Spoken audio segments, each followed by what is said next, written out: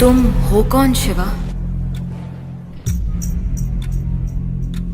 कहानी है इन सारे अस्त्रों के देवता की।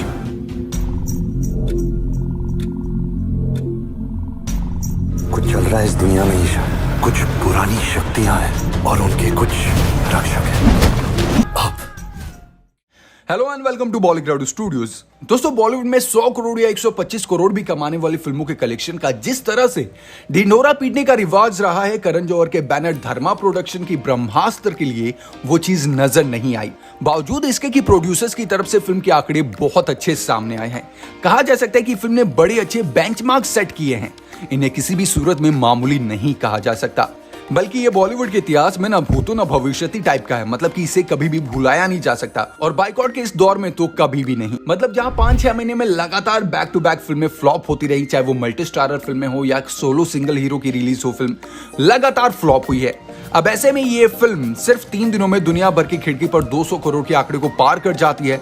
घरेलू बाजार में 150 करोड़ से ऊपर की कमाई करते हैं सिर्फ और सिर्फ 3 दिनों में। इसके बावजूद देखा गया है कि फिल्म के जो प्रोड्यूसर है उन्हें प्राउड फील नहीं हुआ, उन्होंने किसी भी तरह का ढिंढोरा नहीं पीटा।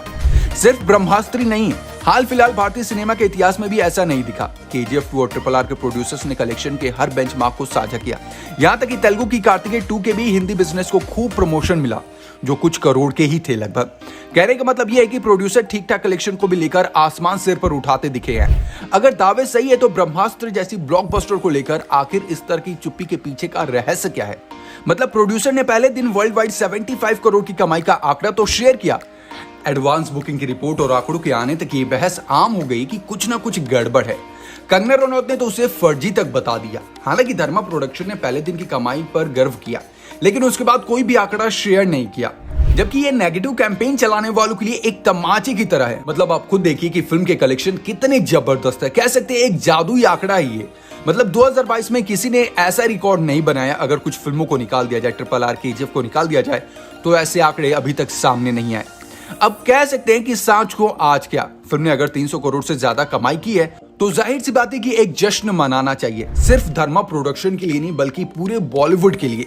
मतलब दोस्तों, कोविड के बाद क्या हाल था बॉलीवुड कलेक्शन का, बॉलीवुड की फिल्मों का, हम सभी जानते हैं। तो कह सकते हैं कि कोविड के बाद बहुत मुश्किल से ऐसी कमाई के आंकड़े सामने हैं। तो ये सिलसिला धीरे धीरे बॉलीवुड में अब शुरू होना चाहिए। बॉलीवुड को भी जश्न की जरूरत थी, लेकिन बॉलीवुड में ऐसा पहली बार दिख रहा है कि एक ब्लॉकबस्टर फिल्म की सक्सेस पार्टियों का सिलसिला लगभग शून्य है। इतना सन्नाटा क्यों है भाई? लगभग सभी ट्रेड एक्सपर्ट अभी तक एस्टिमेट आंकड़े ही चला रहे हैं, और कह सकते हैं कि आज का पहला हफ्ता खत्म होने वाला है और वक्त आ रहा है कि ये फिल्म अब OTT प्लेटफॉर्म पर रिलीज हो। अगर दोस्तों देखा जाए तो RRR KGF 2 यहां तक कि इस साल आई लाल सिंह चड्ढा के OTT राइट्स को लेकर आई रिपोर्ट्स को देखे तो करण जौहर एंड टीम की ब्रह्मास्त्र को OTT राइट्स के बदले कम से कम 200 करोड़ से ज्यादा मिलने चाहिए। आखिर जब महाबकवास फिल्म लाल सिंह चड्ढा के लिए 150 करोड़ मिल सकता है, तो ब्रह्मास्त्र जैसी फिल्म के लिए 200 करोड़ तो कम से कम मिलना ही चाहिए। मतलब ये तो प्रोड्यूसर का अब हक हो गया है कि फिल्म इतनी बड़ी ब्लॉकबस्टर होने वाली है तो वो 200 करोड़ से ज्यादा की आंकड़े की डिमांड कर सकते हैं। मतलब जब लाल सिंह चड्ढा रिलीज भी नहीं हुई थी तो आमिर खान ने 150 करोड़ रुपए का ऑफर मांगा था। कहा था कि मुझे 150 करोड़ दे दो OTT प्लेटफॉर्म वालों से, लेकिन OTT वालों ने 100 करोड़ का ऑफर दिया। एट द एंड क्या होता है, फिल्म रिलीज होती है, बकवास साबित होती है और लास्ट में 50 करोड़ का ऑफर दिया गया, वो भी शर्तों के साथ। अब अगर वहीं बात करें OTT राइट्स के पैन इंडिया फिल्म RRR की, तो 350 करोड़ रुपए में बिके थे। KGF 2 का बिका था 320 करोड़ रुपए में।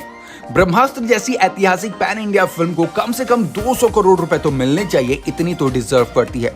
वैसे मेकर्स की तरफ से ब्रह्मास्त्र के OTT राइट्स को लेकर किसी तरह के ऑफिशियल अपडेट अभी तक सामने नहीं आए। हालांकि कुछ रिपोर्ट्स में कहा गया है कि फिल्म को Disney+ हॉटस्टार पर दिखाया जाएगा, स्ट्रीम किया जाएगा और डील लगभग तय हो चुकी है।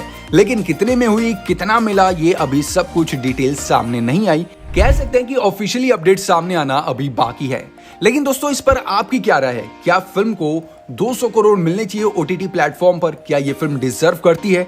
और क्या जो आजकल बॉलीवुड में चल रहा है जश्न, उन्हें मनाना चाहिए, नहीं मनाना चाहिए? क्या सच में जो कंगना रनौत ने आवाज उठाई है कि फिल्म के कलेक्शन फेक है, ये सही बात है या फिर गलत? नीचे कमेंट बॉक्स में अपना रिएक्शन हमें जरूर दे। साथ ही ऐसी मजेदार अपडेट्स के लिए हमारे चैनल को सब्सक्राइब करें। Thank you so much. देखते रहें बॉलीवुड स्टूडियोज।